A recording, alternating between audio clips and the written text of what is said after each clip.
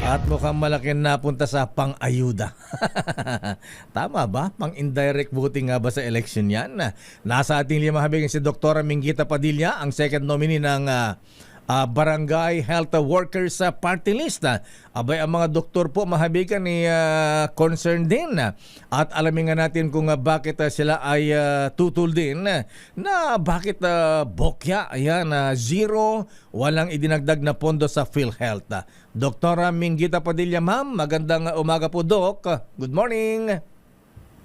Ganang umaga, Deo, sa iyo at sa lahat ng mga nanonood at nakikinig sa atin ngayon. Ayan. Malungkot kami. Malungkot na malungkot kami. Bakit po kayo malungkot, Doktor? Na nangyari? Bakit po?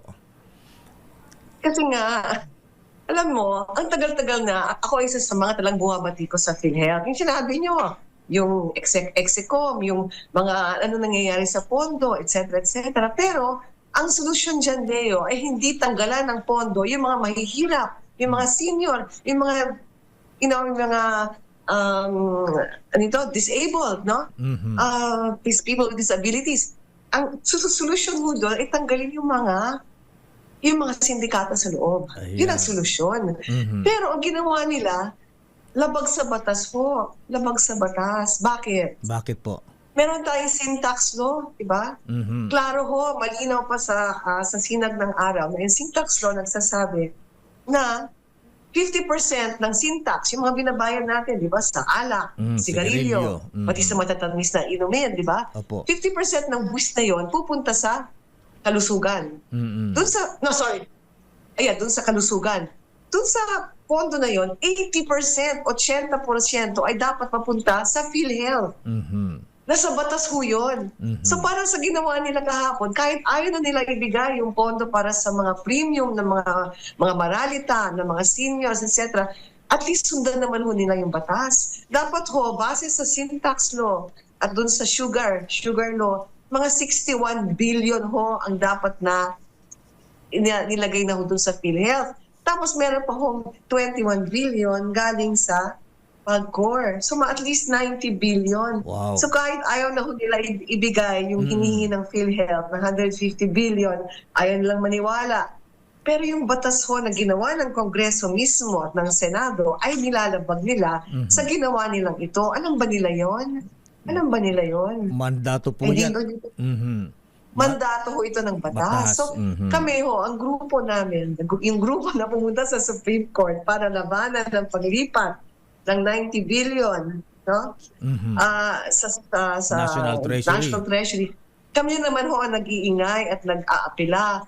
Sabi nga namin, kung hindi talaga kami pakinggan, grabe nga nangyari, Deo, kasi ang hiningi namin, ibigay yung buong budget, yung hinihingi ng PhilHealth, hindi yung 70 billion lang. Imbes na ibigay, tinanggal pa. Parang, ito sa inyo, sampal sa inyo. No? Mhm. So parang, alam nyo, isang mandato ho yun. Kailangan talagang nasa batas ho yun. Yung sin tax law. Ang tanong nga namin, anong nangyari sa sin tax law? Ano nangyari sa mga taxes natin na binabayad natin ng lahat ng tao? Anong nangyari doon kung hindi mapunta sa PhilHealth? Saan napunta? Isang tanong ho yun. Isa naman ho, ano po? Napunta daw sa ayuda Ayan Ayan na naman, alam nyo, Ayuda Republic. Alam nyo, nung ginawa itong Universal Healthcare Act, ang idea ko nito, ang saya-saya namin mga doktor, mga health advocate, para ang nangyari sa atin, parang yung sa Thailand. Ideally ho, may card ako, may sakit ako, pupunta ako sa ospital, Opo. magpapagamot ako, tapos, isang one-stop shop. Kahit wala akong PhilHealth, bibigyan ako ng PhilHealth ng ospital. Yun ho yung batas.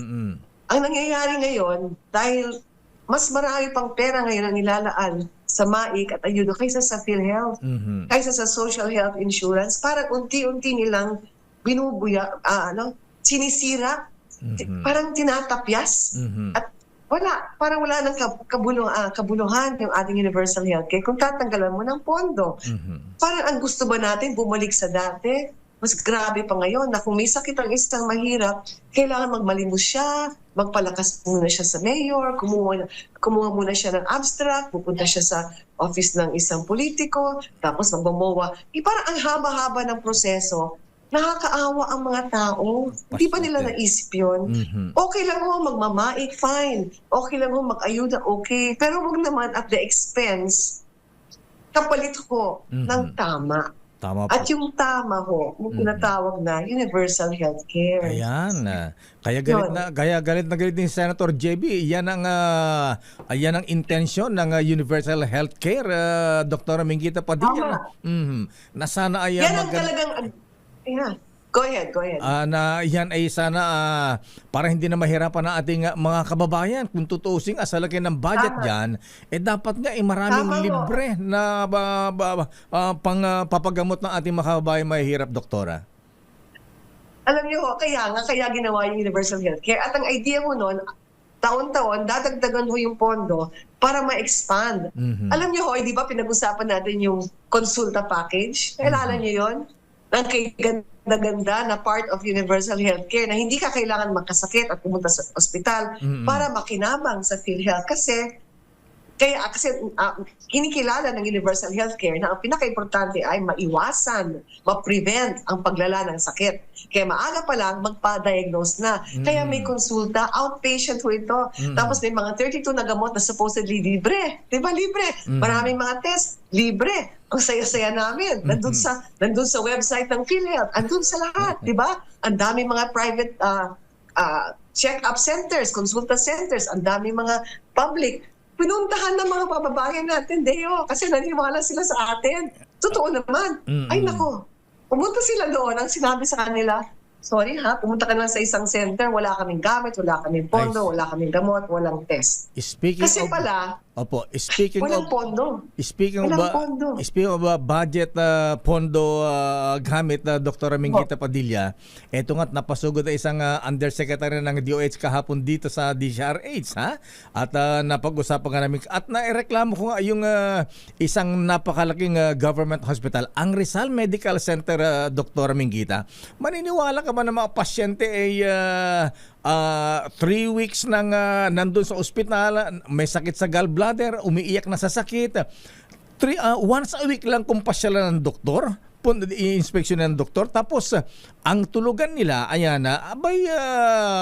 naubos na yung mga higaan, nasa monoblock, naka-dextrose 24/7, doktora. Saan ka naman nakita ng ganyan? So, paano natin...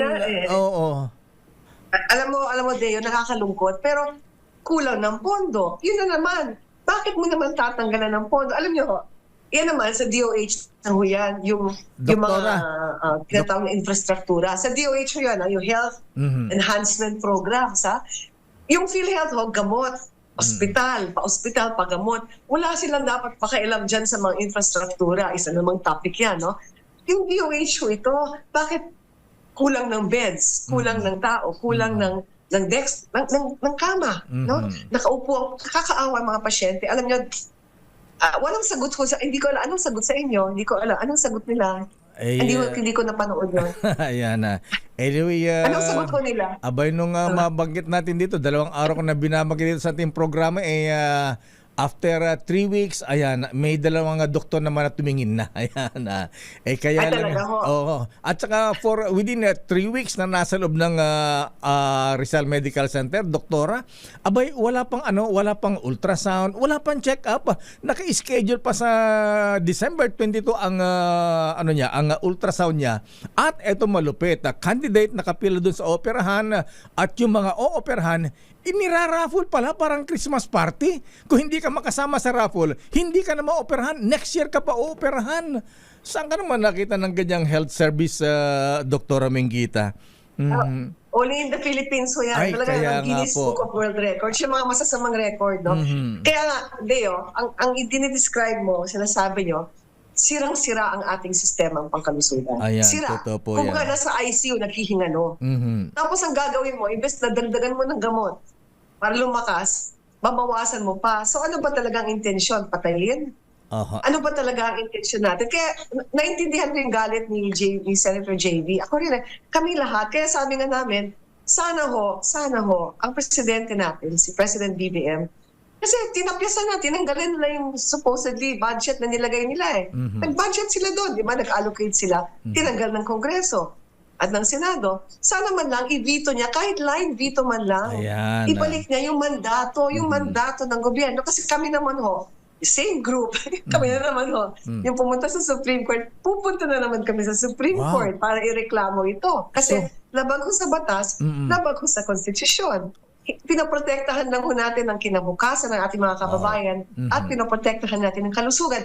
Alam niyo, sinasabi nila, yung kaluluwa ng isang bansa ay nakikita, isang batayan ay kung paano nila inaalagaan ang kanilang mamamayan.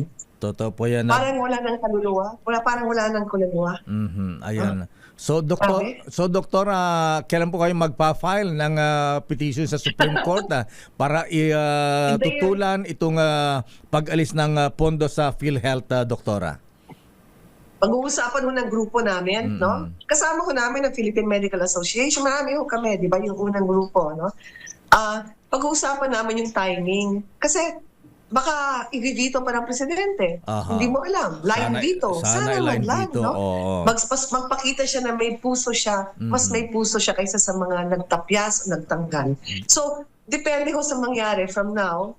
Pero ang nakahandaan kami na pumunta na naman sa Supreme Court. Alam niyo, may oral arguments pa sa January ho. Di ba nag-TRO ang Supreme Court? Sabi, tigil mo na yung lipat ng pera, di ba? Tapos sa January, ayan, mag-oral arguments. Sa Supreme Court mismo, yung mga grupo na pinapatigil ang paglipat, madadagdagan na naman ang kaso, ng petisyon, dito sa bagong petisyon na to. Ayan. Pero hindi ko namin maabayaan ito. Ayun. It's also for the sake of the congressmen and senators. Huwag ko kayong gagawa ng bagay na labag sa batas. Di ba? Labag sa batas na ginawa mismo ninyo. Doktora, Doktora, siguro narinig mo yung interview ng Dos por Dos kanina kay Senate President Cheese. Paano daw kasi hindi babawasan o alisan ng budget ang PhilHealth? Hindi naman ginagastos daw yung kanilang budget na ilang bilyon ba yung nandyan? Anong masabi po nyo dyan na hindi raw ginagamit, hindi na uubos yung budget na nandyan pa sa PhilHealth? Bakit daw sila bibigyan ng dagdag pondo? Hindi ho excuse yan. Sabi ko nga sa kayo, ang solusyon ho doon, ang tamang investigasyon. Kasi nakikita ko yung investigation sila sa PhilHealth. Hindi nila tinatanong yung tamang tanong. Parang marami diyang grandstanding lang. Ang tanong sa PhilHealth, bakit kayo may liabilities and equity ng mga, magkano yan? 32 billion pesos. Bakit? 639 billion negative ang equities. Ano nangyari sa pera? Ano nangyari sa IT system niya? Bakit hindi pa inaayos? My point is, ayusin nila yung loob. Tapos tanggalin na once and for all yung sindikato. Ngayon, itong pera, it doesn't make any excuse na lumabag sa batas. Kasi itong premium hodeo ay hindi para sa PhilHealth. Para ito sa mga taong kapuspalad. Opo. Para ito sa mga taong senior na walang pera. Tapos yung mga PWD, ito ay hindi ito subsidy sa PhilHealth. Subsidy para sa mga tao ito. Ibang usapan yan. You cannot have either or. Dapat both. You have to fund it properly. Pero ayusin din yung loob. Pero ang daming pera dyan, hindi pa na-expand. Ang daming pangako ng PhilHealth. Nilalagay lang sa utang. So once and for all, whoever nakaupo doon sa Senado, sa Kongreso, tanungin ninyo ang tamang tanong sa PhilHealth. Huwag yung mga paligoy-ligoy lang na kunya-kunyari lang. Hindi pa natatanong ang dapat itanong. Hindi pa napaparusahan ang dapat parusahan. Yan ang solusyon. At saka malungkot pa dito, Dr. Minguita Padilla, yung sinasabing inalis dun na budget sana ng PhilHealth at pati ibang agencies. Kaya nagrereklamo rin si Senator Gatchalian para sa free higher education na 3 billion. Inalis. Pagkatapos yung si Senator Subiri, yung para sa equipment sana ng USA, inalis din. Pagkatapos malalaman natin inalagay sa ayuda na gagamitin sa eleksyon. Alam niyo ho, ako tatakbo rin ako, no? Pero hindi ako natutuwa dito sa ginawa nila. I'm sorry, magalit man sa akin o hindi yung mga nandoon. Pero walang problemang ayuda. Pero hindi to the extent na tatanggalin niyo ang dapat pondohan na importante para umunlad ang bayan. Edukasyon. Science and technology. Yes, ma'am. Tapos kalusugan. Mga napakahalagang bagay na tinanggalan niyo ng pondo. So, alam niyo, lahat ng mga bansang mga mauunlad, inaalagaan nila ito, kalusugan, edukasyon, tapos science and technology. Naiiwan na talaga tayo ng ibang bansa dahil sa ganitong kaisipan na dapat palitan. Nakakatakot ho, dapat mag-ingay na yung mga doktor, mga scientists, mga educators, dapat mag-ingay na ho at mag-demand. Ayan. So at least meron na kayong nihandang reklamo. Pupunta kayo ulit sa Supreme Court at meron ba kayong panawagan sa Presidente? Sabi ni Sana Secretary Cesar Chavez, baka daw sa kailan ba Secretary pipirmahan ng Pangulo itong 2025 budget na 6.352 trillion. Baka pwedeng line veto, Dr. Pwede ho. Mingita. Oo. Sana ho, mag-line dito ang presidente, karapatan naman ho niyan. And I think tungkulin niya, seeing na ang ginawa nila dito, sa ano siya, sa National Expenditure Program, na ginawa nila, tinanggal nila yung pinagma-magic na naman, no? So, parang insulto rin sa kanya, di ba? Insulto rin sa executive, yung ginawa nila.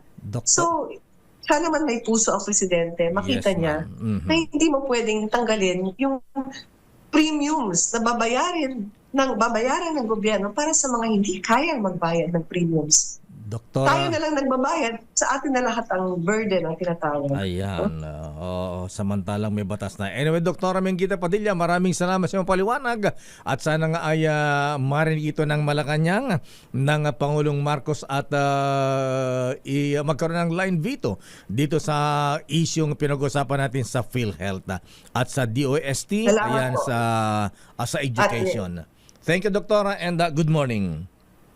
Good morning, ho. May mag-opera pa yata kayo. Sinong operahan nyo ngayon, Doktora? Ayan. Pag-opera nga. Kaya ayaw ko muna isipan ito, baka may mangyari po sa... Nakakainis eh. Ayan. Sige ho, good night. Good morning. Good morning, Doktora Mingita Padilla. Ayan, huwag na kayong ma-stress, Doktora, ha? Baka masira pa ang beauty ninyo. Daming bayan. Doktora Mingita Padilla ng BHW Party List. Akala ko mata ni Mingita pa Party List ito, ha? Daming bayan.